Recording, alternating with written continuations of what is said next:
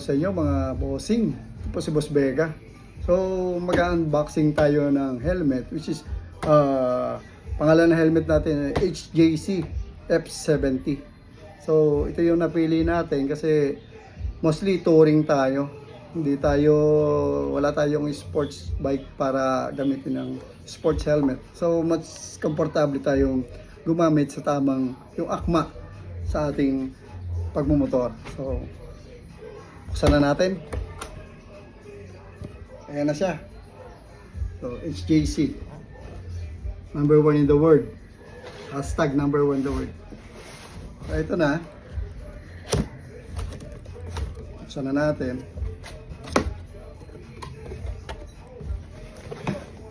So ito yung helmet.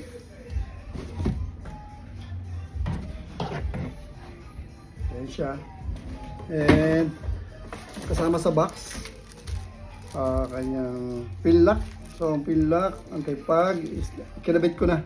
Siyempre bago natin kunin ito sa shop, pipit muna natin to para sigurado tayong sakto sa ating ulo at fitting sa mukha natin. Mahirap kasi yung bumalik pa tayo at kakahiya rin na magpabalik-balik at abala din yun sa atin. Okay, pin lock. So deflector. So deflector is may libreng deflector, kasama na siya extra. So ito yung standard, yung isa inilagay na rin natin para sa mabilis na review. So makikita natin mamaya. And also, siyempre, hindi mawala manual. May manual siya. And also sticker ng HJC. Ayan. Ayan.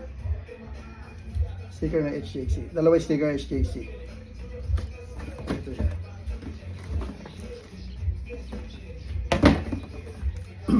So ngayon, buksan na natin to. Ang napili ko nga sana nung sa mga review, ang napili natin ay yung plain na Stone Gray F70.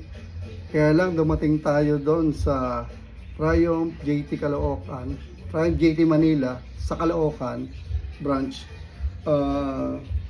out of stock siya.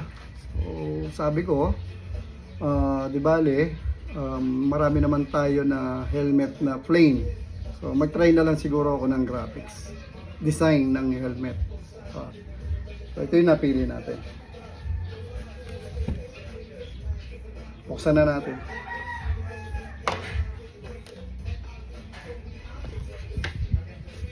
Taran! So ito yon.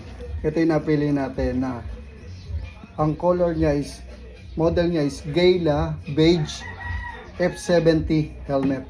So ito yan. Ayan. Ayan siya. So ayan siya. Ayan.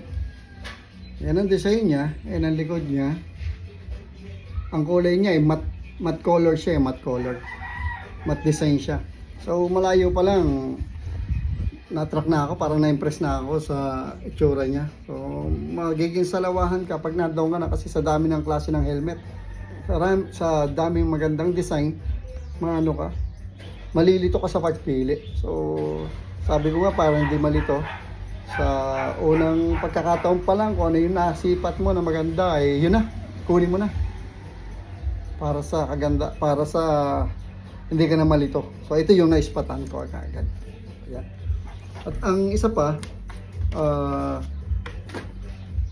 sa sizes nga pala, so gamit ko nga pala large. So bakit XL ang kinuha ko? Kasi si HJC napansin ko, first timer kasi ako mag HJC helmet. So napansin ko, makapal ang kanyang mga foam padding niya, makapal siya. Makapal siya. Makapal na malambot sa loob. So nung sinukat ko si large, medyo nakagano yung pisngi ko, nakatulak. Ngayon pinit ko naman tong XL, sakto lang siya, nakatight, na hindi naman siya kumakalog. So kaya XL ang kinuha kong size, and double bearing siya. So ito yung safety niya, double bearing siya. Ito. So ito siya. So, mas safe siya kaysa doon sa quick release ng na lock ng helmet. So ito na. Review natin. So ito ang inlet niya. para direct sa ating muka. Kung naiinitan ka, so buksan mo lang to, yan ang inlet niya para sa hangin sa muka. Yan ang inlet niya. And ito naman, sa defogging, kung sakaling nagmo-moist, so buksan mo lang to. Ayan, ganyan. And papasok na siya para yung pag niya is mawala. So may anti-fogging na to. May pinlock siya. Naikabit na natin siya. Ito siya. Nandito na sa loob. At yung kanyang visor, ito, screw type na siya. So madali siyang tanggalin din. So mas safe siya. Kahit bumagsak siya, hindi siya kakalas bigla. Yung kanyang windshield, pinaka-shield niya. Face shield niya. Pinaka-face shield. Okay. So yan. At meron siya rin dito inlet para sa presko sa loob. Ayan. Dalawa yan. Dalawa. At lahat ng yan, meron niyang outlet, yung intake ng hangin sa ulo. Meron siyang outlet, nandito siya. Isa, dalawa, tatlo. So, kaya yung airflow niya lumalabas lang sa likod. Kaya yung hangin na pumapasok dito sa harapan, sa likod lang lumalabas. So, hindi naman siya makaka-effect sa hearing natin at yung mayroong mga zzz, yung gumaganon sa loob. So, hindi kasi meron siyang allotted na space o ang tawag doon. Meron siyang allotted na guide ng hangin direct papunta dito sa mga outlet. So, yan. Ayan. Buksan na natin. So, ito ang kanyang lens niya, which is clear ang lens niya. Tatanggalin natin maya-maya. And ito siya. Ito yung deflector na sinasabi ko na ipinalit na natin. Unlike dito sa isa, standard, medyo mababa siya. So, ilagay natin itong mas mataas na deflector. Hinihigit lang siya. Bilis lang siya. So, yan yan. Okay. And, meron siyang dual visor. Ayan siya. Ayan siya. Dual visor siya. Ayan siya. Okay. Ayan po siya. Side tayo ng konti para makita nyo. So, ayan. So, ayan siya. Ayan. Maganda ang niya, ang pagkaka-design, which is aero. Ganda, sakto sa leg. Kahit igalaw-galaw natin, hindi siya tumatama sa anumang side ng part ng ating neck or shoulder. So, ayan siya. At yung kanyang face shield is napaka-smooth. Binilang ko siya meron siyang 10 counts ng click. 10 click siya. Tapos pagdating dito, meron siyang lock. Nag-auto lock siya. Nagpipit siya dito. Pero madali naman siya iangat. Medyo lagyan mo ng konting force. Ayan siya dito. Pipit siya dito. Saktong-sakto siya. Tapos yung screen niya, dito, is very wide yung kanyang lens ito. Very wide. Wide siya. So, ang ganda ng proportion ng niya, perspective niya habang nagra-ride. Ang ganda perspective niya. So, yung angle ng sight mo is napakalapad dito sa both side, left and right. So, yun yun. Isa sa nagustuhan ko. So, hindi ko pa naman siya natetest. Napit ko lang siya at nakita ko napaka sarap sa ulo. Parang mamaya sukat natin. So tanggalin na natin to. Tanggalin natin yung plastic. So ayan siya. So ayan. So ayan siya. Ayan siya. Ayan. Ayan ang niya. Ayan siya. Maulit ko lang, ang model niya is Gayla Beige F70 helmet. Matte color siya. Ayan siya. Ayan. Ready na siya sa intercom.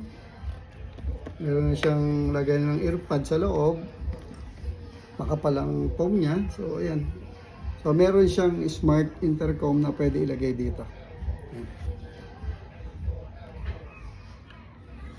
Ayan siya. So, suot na natin para mapit natin.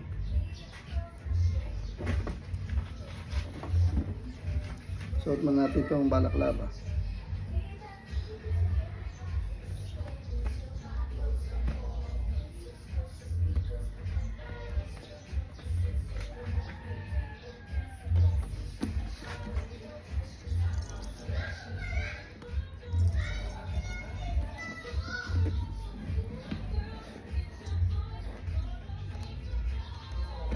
Oo nga pala.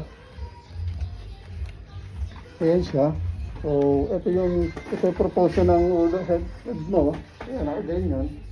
Ay, galaw-galaw mo, unang sumasayad. Yung nandito, sakto lang sa angular kapag nakaganon ka o touring ka, hindi ka mahihirapan. So, yan yung design niya. Yan yung likod. So, yan yun. So, yan yun. So, ito yung ano natin. Visor. Ayan siya. Ayan siya. Oh.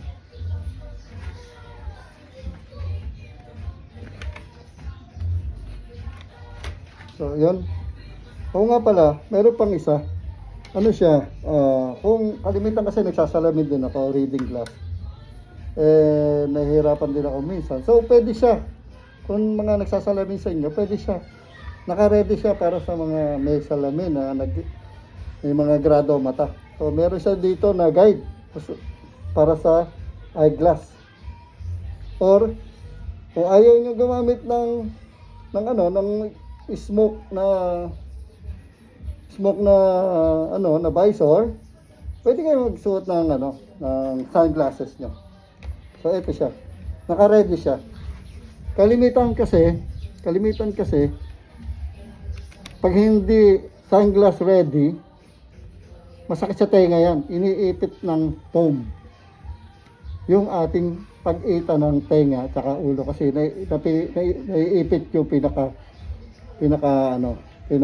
handle ng salamin natin. So masakit yan sa matagal na biyahe, sa long ride masakit yan. So, okay siya.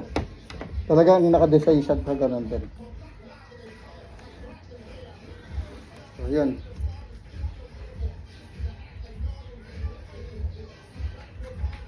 So, yan. So, ito po, nauulit ko. First timer naman tayo ng gumamit ng HTC. Sana